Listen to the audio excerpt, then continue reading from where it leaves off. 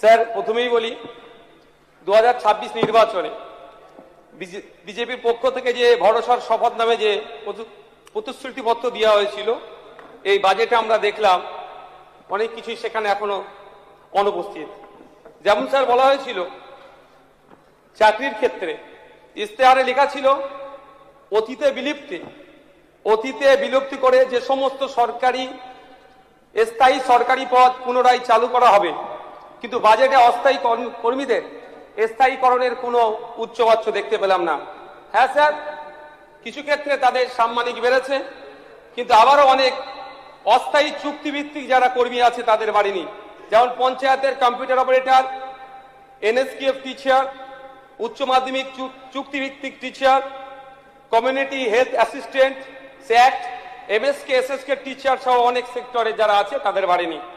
Sir 2021 সালে ভারতীয় জনতা party তাদের প্রতিশ্রুতিপত্রতে তৃতীয় লিঙ্গের জন্য অনেক শব্দ খরচ করেছিল, কিন্তু এই 2026-এ এই অর্থের বোঝা, ঋণের বোঝা নেওয়ার পরেও একটা বড় বাজেট পেশ করেছে, কিন্তু সমাজে যারা তৃতীয় লিঙ্গের মানুষ তাদের জন্য কোনো শব্দ দেখতে পেলাম না।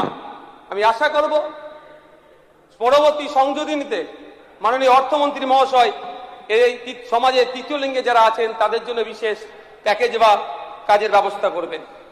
স্যার বাজেটে চাকরির কথা বলা হচ্ছে, যেখানে বাজেটে সরকারি চাকরির ক্ষেত্রে 1 লক্ষ চাকরির প্রদানের ব্যবস্থা করা হচ্ছে। সেখানে আমি একটি কথা বলবো যে যদি আমরা প্রাইমারি স্কুলে গড়ে একজন করে টিচার দিই, 49,000 টিচার লাগবে। শুধু প্রাইমারি নয়, আপার প্রাইমারি থেকে শুরু করে উচ্চশিক্ষা পর্যন্ত পশ্চিমবঙ্গের বিগত সরকার যেভাবে চাকরিতে নিয়োগ না করে শিক্ষা প্রতিষ্ঠানগুলোকে ধ্বংস করেছিল, সেখানে শুধুমাত্র ওই 1 লক্ষ টিচার দিয়ে 1 লক্ষ চাকরির ব্যবস্থা করে এই সরকারি প্রতিষ্ঠানগুলোকে সচল করা যায় না। স্যার 20,000 পুলিশে নিয়োগের কথা বলা হয়েছে। আমরা যদি একটা তথ্য দেখলে দেখা যাবে যে আমাদের ওয়েস্ট বেঙ্গলে ইউনাইটেড নেশন যে রেকমেন্ডেশন করেছে প্রতি 1 লক্ষ মানুষের জন্য 222টা পুলিশ, এবং আমাদের ভারত সরকারের bureau of police research and ডেভেলপমেন্টের যে অনুমোদিত পদ আছে 196 জন পুলিশের দেওয়ার কথা বলেছে, কিন্তু আমাদের ওয়েস্ট বেঙ্গলে মাত্র 101 জন পুলিশ। তাই 20,000 পুলিশ দিয়ে যে ব্যাপক শূন্য পদ আছে সেটা পূরণ করা যাবে না।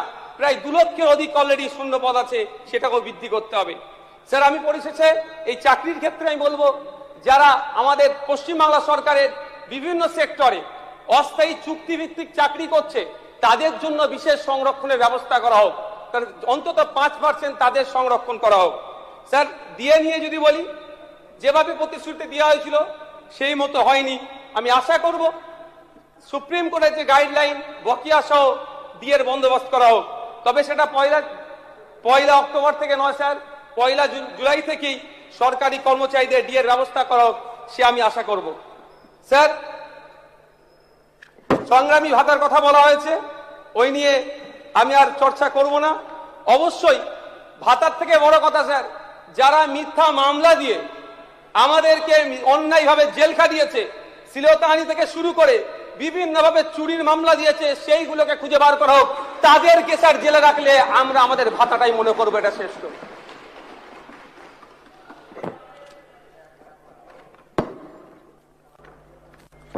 স্যার আমার একটা অনুরোধ এটাই যে কিছু সংখ্যক মানুষ চুরি করেছে, সেই চুরির দায় পশ্চিমবাংলার 2 কোটির অধিক মহিলাদের ঘাড়ে চাপাবেন না। আমরা যেখানে তৃণমূল আছে আর দুর্নীতি হবে না, এটা আমরা কোনোদিনই ভাবতে পারি না। যেখানে তৃণমূল সেখানেই দুর্নীতি, আর যেখানে দুর্নীতি সেখানে তৃণমূলের উপস্থিতি আছে। কিন্তু তারা লক্ষ্মীর ভান্ডারে দুর্নীতি করেছে বলে এমন জটিল ফর্ম তৈরি করে, বিশেষ করে গ্রামীণ আর নিরক্ষর মহিলাদেরকে ফর্ম ফিল আপের জটিলতার দিকে ফেলবেন না। আমি অনুরোধ করব মাননীয় অর্থমন্ত্রীর কাছে, বুথ স্তরে, পঞ্চায়েত স্তরে, ওয়ার্ড স্তরে সরকারি কর্মচারীদেরকে দিয়ে ভেরিফিকেশন করে দ্রুততার সাথে এই অন্নপূর্ণা ভান্ডারের তাদের যাতে প্রকল্পের মধ্যে আসে তার ব্যবস্থা করা হোক।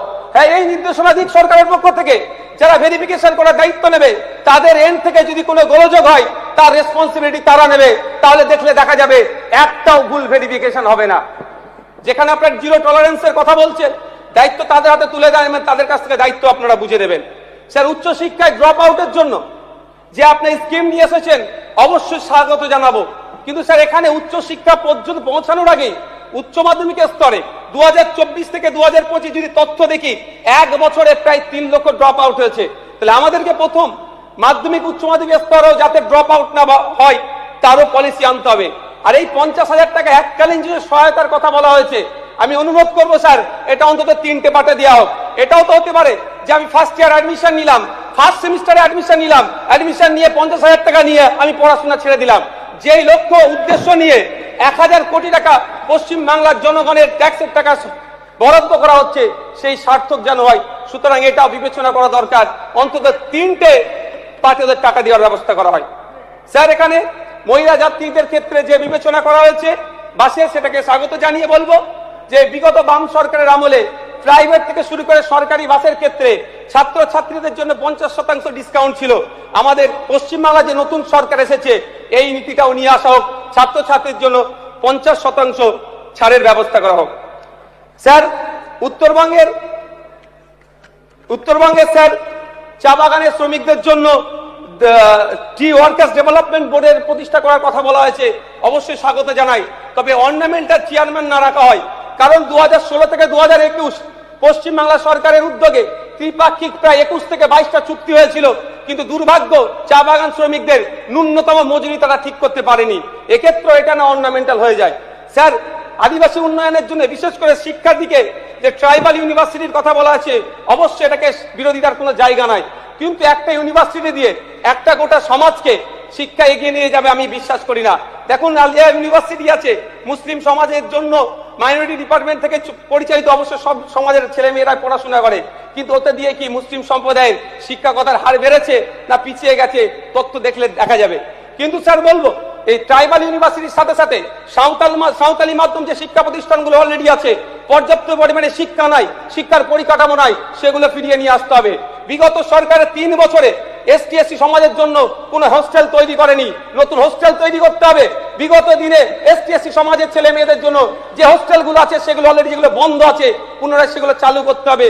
শুধু তাই নয় sir, Calcutta university, Jadavpur university, Presidency university, Rabindranath university সহ কলকাতা লাগোয়া যে ইউনিভার্সিটি গুলো আছে, প্রত্যেকটা ইউনিভার্সিটিতে সাঁওতালি ডিপার্টমেন্ট খুলতে হবে।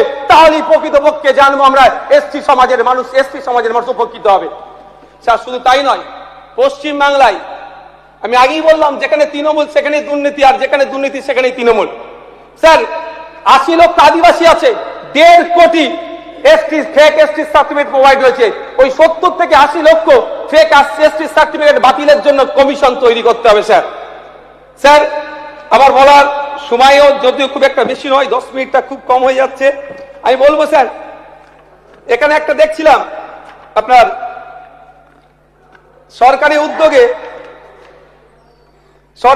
স্যার একটা প্রজেক্ট নিয়ে এসেছে তীর্থযাত্রা ও ধর্মীয় পর্যটনকে সহজতর করতে গিয়ে করার জন্য একটা রুট ম্যাপ তৈরি করেছে। স্যার আমাকে 2 মিনিট দিতে হবে স্যার, রিকোয়েস্ট করছি স্যার 2 মিনিট। আজকে পারবো না, আজকে স্যার 2 মিনিট স্যার। তৃণমূলের বিচারিতা আমি স্যার একটু বলতে চাই এখানে মাইনরিটিদেরকে নিয়ে, স্যার মাইনরিটিদেরকে নিয়ে যে কিভাবে নামে স্যার শোষণ করেছে আমি স্যার বলবো। স্যার আমরা দেখেছি বিগত 3টে অর্থবর্ষ যদি দেখি প্রায় 15,000 কোটি টাকা মাইনরিটিদের জন্য বরাদ্দের প্রস্তাব রেখেছে, কিন্তু এন্ড অফ দ্য ইয়ার আমরা যদি দেখি দেখা যাবে সেখানে অ্যালোকেশন 50% করেনি। এক্ষেত্রে আমি অনুরোধ করবো সংক্ষেপে প্লিজ, এখানে স্যার আমি অনুরোধ করবো যেখানে যে 2165 কোটি টাকার কথা বলা হয়েছে, এটা 100% কাজ হোক, মাইনরিটিদের স্বার্থ হোক এবং ফান্ড যাতে বৃদ্ধি করা হোক, তারও আমি অনুরোধ করবো। স্যার আমরা